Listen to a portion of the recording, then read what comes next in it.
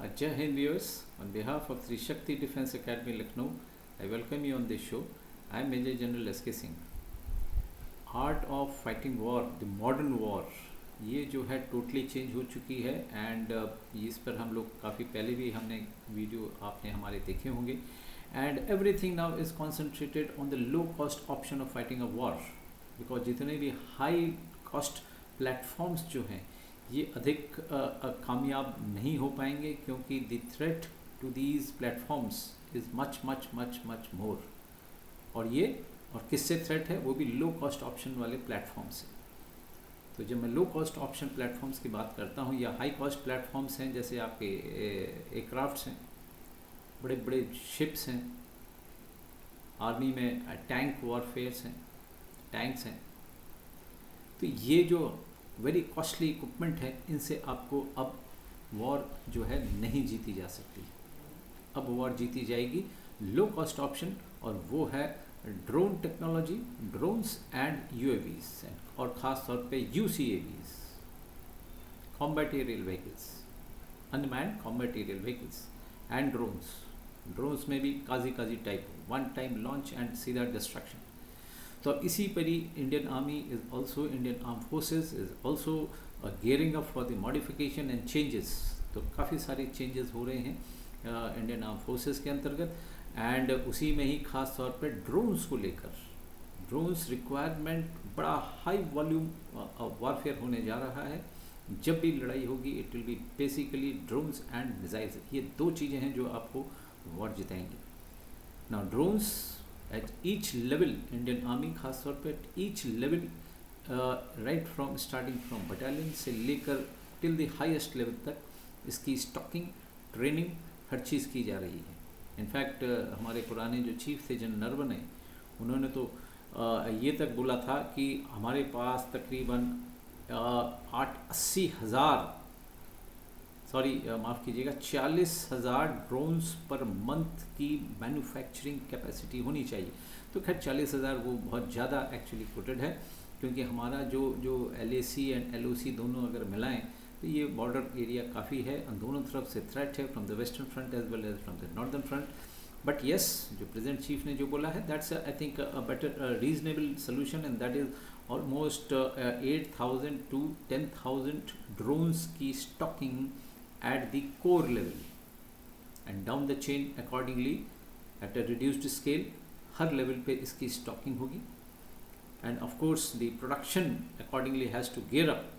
और इसके लिए IG डिफेंस एक फैक्ट्री है जो कि प्राइवेटली ओन्ड फैक्ट्री है एंड वो अपना मैन्युफैक्चरिंग जो प्रोडक्शन है वो एक्सपैंड करने जा रही है, seeking the requirement of the Indian army खास तौर पर। तो एंड दे आर, और इतना एक्सपैंड कर रहे हैं अपनी मैन्युफैक्चरिंग लाइंस को, अपनी मैन्युफैक्चरिंग कैपेबिलिटी को, कि that they will be able to produce almost 200 drones per day, 200 drones per day. तो ये हाई वॉल्यूम रिक्वायरमेंट है। और इनमें ड्रोन्स की जब बात होती है तो उसमें UAVs, हर तरीके के अनमैन्ड सिस्टम्स, अनमैन्ड प्लेटफॉर्म्स। और यहाँ तक ड्रोन्स का सवाल है, मेनली कामिकाजी ड्रोन्स जो जस्ट फायर एंड जब फॉरगेट उसके बाद, एंड ये पूरा वन टाइम किल।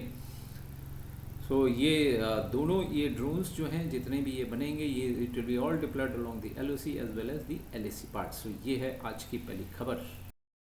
इंडियन एयरफोर्स के सुकॉय जहाज को अपग्रेड किया जा रहा है और ये खास तौर पर उसके जो रडार, जो रेडोम जो लगता है उसके नोज़ में, उसको अपग्रेड किया जा रहा है। वहाँ पर ये विरूपक्षा AESA रडार है उसको अपग्रेड कर रहे हैं, मतलब ये इंस्टॉल करना चाहते हैं, duly fitted in the radome.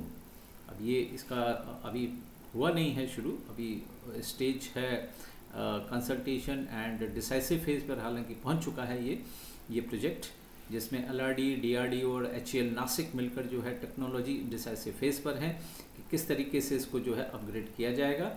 And ये जो रडार है, जो विरूपक्ष रडार है, ये लार्जर अपर्चर रडार है जिसका almost aperture antenna almost 950 millimeter का होगा। So it will give a boost to the acquiring capability of the Indian Air Force fighter aircrafts, that is Sukhoi। तो ये है आज की दूसरी। इंडियन एयरफोर्स की ही हमारी अगली खबर है and that is related to the missiles beyond the visual range, air to air missiles, जो कि Astra mark 2 as well as upgraded version उसका आ गया है आस्त्रा मार्क 3। ना Astra mark 2 it was the range इसकी हुआ करती थी कि अभी भी है 220 से 240 किलोमीटर तक, एंड इसकी ऑलमोस्ट 1500 यूनिट्स यानी कि 1500 मिसाइल्स की इसकी डिमांड दी जा रही है। और साथ में मार्क 3 जो कि स्लाइटली अपग्रेडेड वर्जन है, एंड इसकी प्रोडक्शन कैपेबिलिटी अब दोनों private as well as the public sector दोनों मिलकर इसकी प्रोडक्शन करेंगे। एयरफोर्स ने ऑलरेडी 700 मिसाइल्स का इसका ऑर्डर दे चुके हैं इसकी मार्क 2 की, and which aim is to get up to 1500, and इतने ही इक्वल क्वांटिटी जो है वो मार्क 3 की। तो ये एक Indian air force is going to scale up their inventory as far as the BB RAM is concerned. India और जर्मनी ये साइन करने जा रहे हैं एक प्रोजेक्ट जिसका नाम है प्रोजेक्ट 75I, यानी कि इसके अंतर्गत जो हाइब्रिड सबमरीन बनाएगी ये इंडिया में बनेगी, टेक्नोलॉजी जर्मनी की है और which under the transfer of technology के अंतर्गत, एंड इसका पहला प्रोडक्शन ऑफ दिस सबमरीन ये 70,000 करोड़ का जो है प्रोजेक्ट होगा। नेक्स्ट जनरेशन कन्वेंशनल सबमरीन है, normal next generation conventional submarine. It will be produced in the Indian shipyards starting from 2033, और इसमें कितनी बनाई जाएंगी submarines? Total number 6, and every year with the capability of developing 1 submarine per year. तो यानी कि 6 साल में राइट फ्रॉम 2033 से टिल अबाउट 2039 तक ये 6 सबमरीन्स का प्रोडक्शन किया जाएगा इंडियन शिपयार्ड्स में। Now the deal has already been signed. ये इसकी जो सबमरीन जो जर्मनी की है जो नेक्स्ट जेन वाली होगी वो U214NG, ये जर्मनी की 214 लीनेज जो मॉडिफिकेशन है उसका उसी को मॉडिफाई करेगी। And what will happen with this कि it will increase the India ये एयर इंडिपेंडेंट प्रोपल्शन सिस्टम। उससे फ़ायदा क्या होगा कि सबमरीन की endurance to stay under water वो एंड्योरेंस बढ़ेगी, एंड जैसा कि मैंने आपको बतलाया है ऑलमोस्ट 1 सबमरीन पर ईयर के हिसाब से प्रोडक्शन होगा, और ये टोटली बिल्कुल next gen normal conventional submarine बन के तैयार हो जाएंगी 2033 से 2039, total of 6 in the best part is in Indian shipyards. एक पब्लिक सेक्टर कंपनी है जिसका नाम है Indian rare earth limited, IREL limited India, और ये भोपाल में आत्मनिर्भर भारत के अंतर्गत rare earth and titanium theme के ऊपर एक पार्क एस्टेब्लिश करने जा रही है। पार्क मतलब नॉर्मल लॉन वाला पार्क नहीं है, इसमें बड़ी सारी चीज़ें होंगी इन्हीं सब इक्विपमेंट के ऊपर, रेयर अर्थ के ऊपर एंड टाइटेनियम बेस्ड चीज़ें होंगी। इस पर production, training and all other things including skill for the workers, इन सब चीज़ों के लिए एक पार्क एस्टेब्लिश किया जा रहा है। एंड इनिशिएटिव पार्ट है for the national critical minerals mission, जिसमें इंडिया को aim is to make India self reliance in this. And ये मेथोडोलॉजी जो है ये पार्क की क्या होगी, 3 P's के अंतर्गत इसको बनाया जाएगा। और 3 P's का मतलब है, पहला P इज़ प्रोसेस, दूसरा P इज़ परफॉर्मेंस, एंड तीसरा P इज़ पीपल ओरिएंटेड। अब इसको इसमें डेवलप किया जाएगा एंड शोकेस किया जाएगा। क्या देखिए 2-3 चीज़ें हैं जो ऑब्जेक्टिव इसके रखे गए हैं इस पार्क के। इसका सबसे पहला है state of the art technology की ये चीज़ें होनी चाहिए जो भी चीज़ें बनाई जाएंगी, और दूसरा है establish high quality Indian industrial status, industrial standards की बनी हुई यूनिट्स जो हैं वहाँ पे एस्टेब्लिश की जाएंगी। एंड लास्टली होगा द कल्टिवेटिंग स्किल्ड वर्कफोर्स, क्योंकि इनको बनाने के लिए you need a highly skilled labour and workforce, तो वो भी यहाँ पर डेवलप किया जाएगा। तो ये पार्क जो है एस्टेब्लिश किया जा रहा है।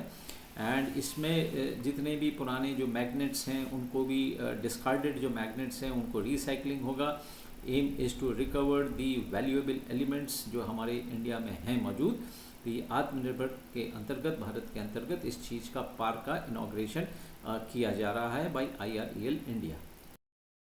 और चलते चलते आपको खुशखबरी ये देना चाहेंगे कि आउट ऑफ 24 शिप्स जो स्टक हो गए थे हमारे LPG as well as petrol and crude oil के tankers to cross, waiting to cross the strait of Hormuz, 11 of the ships have crossed only 13 are left, वो भी 1-2 दिन में अगले जो है वो क्रॉस हो जाएंगे। So that's a good news.